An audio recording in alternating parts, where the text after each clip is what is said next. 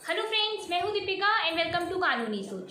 दोस्तों, जैसे कि आप लोग जानते हैं कि हम रेगुलरली इस चैनल पे आप लोगों के लिए लाते हैं कभी लीगल वीडियोस, कभी मोटिवेशनल वीडियोस, कुछ ऐसी वीडियोस जो हमें एक अच्छा इंसान बनने में मदद करती हैं, हमें हेल्प करती हैं। तो दोस्तों, आज भी हम आप लोगों के लिए एक ऐसी ही वीडियो लेकर आए हैं जो कहीं ना कहीं हमारे दिल पे जाके हिट करती है और कहती है कि हाँ, हमें इसी सही रास्ते पर चलना है।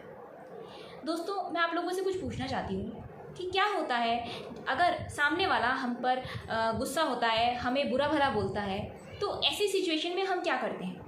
हम सामने से उसे और बुरा भला बोलते हैं। ऑब्वियसली हम उसे अच्छा तो नहीं बोलते, उस पर फूल तो नहीं बरसाते, बल्कि जितना उसने बुरा बोला उससे ज़्यादा ही बुरा हम उसे सुना देते हैं गुस्से में आके। अब दोस्तों, यहाँ पे हुआ क्या कि ऐसा करने से उसने तो अपने कर्म खराब करे ही करे और हमने भी अपने कर्म खराब कर लिए। अब उसमें और हम में फ़र्क ही क्या रह गया? इसका मतलब तो ये हुआ दोस्तों कि सामने वाला जब मर्जी जब चाहे वो हमें गुस्सा दिला सकता है। भाई, हमने अपना रिमोट कंट्रोल उसे दे दिया।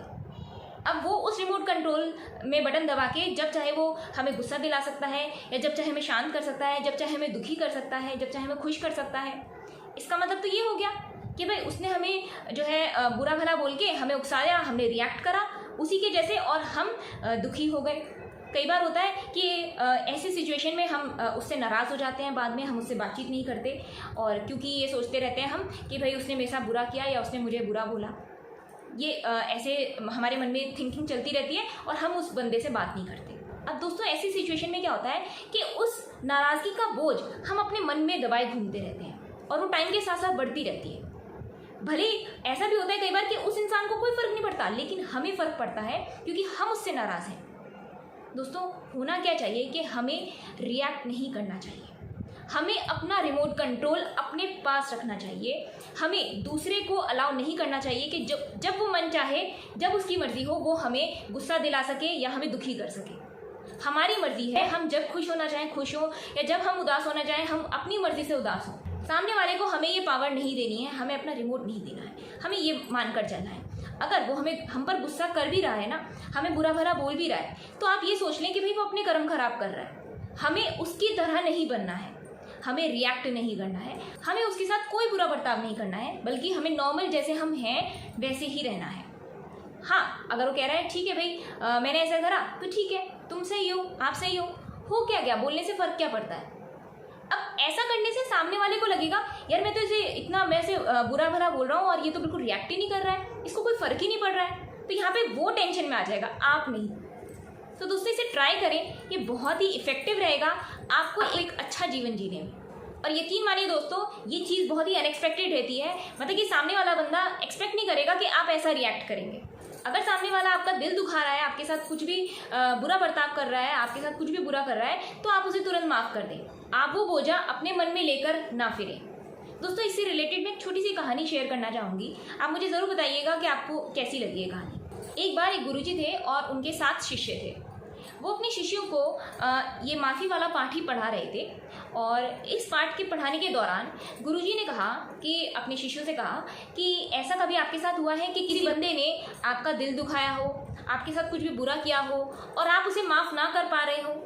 ऐसा हुआ है? तो ऐसे शिष्यों ने कहा कि हाँ गुरुजी, ऐसा हुआ है, हमारे जीवन में ऐसे कुछ लोग हैं। किसी ने कहा 1 बंदा है, किसी ने कहा 2 बंदे हैं, किसी ने कहा 10 बंदे हैं। तो गुरुजी ने कहा ठीक है, आप कुछ आलू लेकर आएँ और उस आलू पर उस बंदे का नाम खुरच कर, चाकू से खुरच कर लिख दें। अब जो सारे शिष्य थे वो सारे आलू लेकर आए। जिनके साथ 1 बंदे ने बुरा किया था, 1 बंदे को वो माफ़ नहीं कर पा रहे थे, वो 1 आलू लाया। जिसके साथ 2 आलू लाए। जिसके साथ ऐसे 10 आदमी थे तो वो 10 आलू लाया और सब पे खुरच कर उनका नाम लिख दिया। अब गुरुजी ने कहा कि इन्हें एक पोटली में बांध लो और अपने कंधे पे टांग लो। अब हमें एक ट्रिप पे जाना है। ये 7 दिन का ट्रिप रहेगा और इस पूरी ट्रिप के दौरान आप ये पोटली अपने कंधे से नीचे नहीं रख सकते। हाँ, एक कंधे से दूसरा कंधा ऐसे बदल तो सकते हैं, लेकिन आपको वो पोटली नीचे नहीं रखनी है और किसी से कोई बातचीत नहीं करनी है। एकदम चुपचाप होके हमें इस ट्रिप पर जाना है। तो सारे शिष्यों ने जो है जैसा गुरुजी ने कहा वैसा माना और वो पोटली बांधकर निकल पड़े गुरुजी के साथ ट्रिप पर। अब वो एक वन में घूम रहे थे, एक जंगल में घूम रहे थे, और इन 7 दिनों में उनके शिष्य इतने ज़्यादा थक गए कि कभी इस कंधे पे पोटली वो टांगते, कभी इस कंधे पे पोटली टांगते, और जिसके 10 ऐसे थे बंदे जिनको वो माफ़ नहीं कर पा रहा था, उसने 10 आलू पे नाम लिखा था, तो सोचो 10 आलू वो जो है टांग कर 7 दिन तक वो उस ट्रिप पर चलता रहा, कभी इस कंधे पे कभी उस कंधे पे, तो वो बहुत ज़्यादा थक गया था। और कोई गुरुजी से सवाल भी नहीं कर रहा था, क्योंकि सबके मन में ये था कि गुरुजी जो कर रहे हैं वो ठीक ही कर रहे होंगे, तो कोई क्वेश्चनिंग नहीं कर रहा था गुरुजी से। तो 7 दिन तक सब शिष्य चले, और उसके बाद वो उसी जगह पर 7वें दिन के एंड में वो उसी जगह पर आकर थमे जहाँ से उन्होंने शुरू किया था। मतलब गुरुजी जो है वो वन के चक्कर लगवा रहे थे उन्हें, और उसी जगह पर उन्होंने एंड किया। अब शिष्यों को कहा गया कि अब आप जो है पोटली रख दो। अब गुरुजी ने शिष्यों से कुछ सवाल करा कि आपने वन में देखा कि बहुत ही सुंदर बगीचा था और उसमें बहुत ही सुंदर फूल लगे हुए थे। ऐसे फूल किसी और बगीचे में, कि पूरी दुनिया में कहीं नहीं है जितने सुंदर फूल वो उस बगीचे में लगे हुए थे। क्या आप लोगों ने गौर किया उन फूलों पर? अब शिष्यों ने बोला कि गुरुजी इतना भारी तो पोटली हमारे कंधे पे टंगी हुई थी, इतने टाइम से हम उसे नीचे भी नहीं रख पा रहे थे, इतने थक गए थे, तो कहाँ फूलों पे हमारा ध्यान जाता, हमने नहीं देखे। फिर गुरुजी ने पूछा कि आपने रास्ते में देखा कि एक बहुत ही सुंदर झरना आया था, और उतना सुंदर झरना पूरी दुनिया में और कहीं नहीं है, सिर्फ वही बहुत ही सुंदर झरना था, तो क्या आप लोगों ने देखा वो सुंदर झरना? अब शिष्यों ने फिर से बोला कि गुरुजी कहाँ, ये पोटली के इस कंधे के दर्द से ही हम इतने बेहाल हुए थे कि कहाँ हमने ना तो हमने कोई फूल देखे, ना हमने कोई झरना देखा। अब गुरुजी ने समझाया कि देखो बच्चों, आपने देखा कि ये जो आपका आलूओं का बोझ था आपके कंधे पर, इसकी वजह से आप जो हमारी सृष्टि है, जो हमारी दुनिया है, उसका हम मज़ा नहीं ले पाए, उसकी सुंदर वस्तुओं को नहीं देख पाए, जबकि हम उसके पास से ही गुजरे। क्यों? क्योंकि हमारा सारा ध्यान, हमारी जो पूरे मन में जो हमारा चल रहा था वो उस पोटली पर ही चल रहा था, उस पोटली पर ही ध्यान था कि भाई ये जो एक बोझ हमारे कंधे पर है और हम इस बोझ के साथ चल रहे हैं। बिल्कुल यही हमारे साथ ज़िंदगी में भी होता है। कोई हमारे साथ बुरा करता है, हम उसे माफ़ नहीं कर पाते, तो ये बोझ हम अपने साथ लिए घूमते रहते हैं पूरी ज़िंदगी भर, अगर हम उसे माफ़ नहीं करते हैं।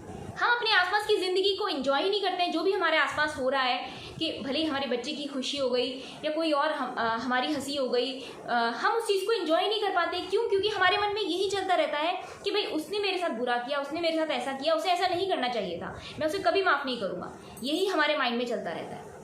तो दोस्तों क्यों ना हम उसे तभी के तभी माफ़ कर दें और भूल जाएं उस बात को, और अपनी लाइफ जो हमारा प्रेजेंट है, इतना सुंदर प्रेजेंट है, हम उसे एंजॉय करें। तो यही बात गुरुजी ने उन शिष्यों को समझाई, और फिर उन शिष्यों ने उन सभी बंदों को माफ़ कर दिया जिनसे भी वो नाराज़ थे। ये बात सबको समझ में आई, और गुरुजी ने ये भी कहा कि बच्चों, जो माफ़ कर देता है ना, वो उसका दिल सबसे बड़ा होता है, और माफ़ करना आसान नहीं होता, किसी भी कमज़ोर आदमी के बस की बात नहीं है माफ़ करना। जो माफ़ कर देता है वो बहुत बड़ा होता है, तो इसीलिए आपको माफ़ करना सीखना है, नाराज़ रहना नहीं। तो दोस्तों ये छोटी सी स्टोरी थी जो मैं आप लोगों के साथ शेयर करना चाहती थी। उम्मीद करती हूँ कि इसे आप अपनी लाइफ में अमल में लाएंगे और कभी किसी से नाराज़ नहीं रहेंगे, उसे तुरंत माफ़ कर देंगे, और ये बोझ, जो नाराज़गी का बोझ है, अपने दिल पे से, अपने सिर पे से हटा देंगे।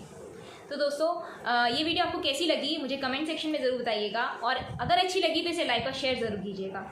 मिलेंगे अगली वीडियो में किसी और टॉपिक के साथ, तब तक के लिए bye bye, take care and thank you for watching.